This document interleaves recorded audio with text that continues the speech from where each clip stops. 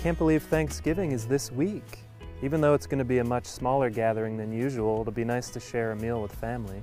What do you think we should make? I was thinking we could make our root vegetable mash. People always love that. Oh yeah, we could harvest some carrots and turnips and parsnips. That'll be great, but I think we should bring something else too. Should we make something sweet? Oh yeah, you know Uncle George loves sweets. We could make cookies. You know what? This Gewürztraminer would go really well with some pumpkin pie. Good idea.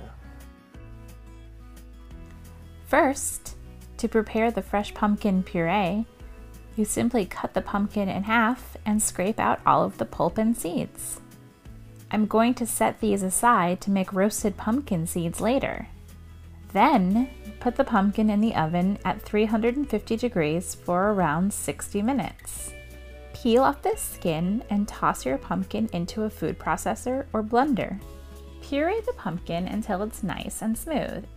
If it seems a little dry, gradually add a little water until it reaches a smooth consistency.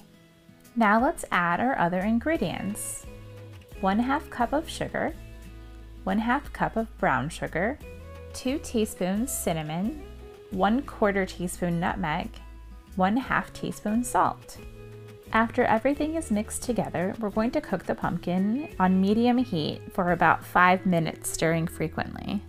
Whisk in 3/4 cup whole milk, 3/4 cup heavy cream, 3 eggs, and finally 1 teaspoon of vanilla extract. Now, all that's left to do is add the puree to our crust and bake the pie for 50 to 60 minutes at 375 degrees. Bake until it's puffed in the middle but still jiggles when you gently shake the pan. This pairing is great.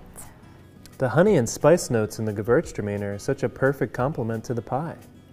Uncle George is gonna love this.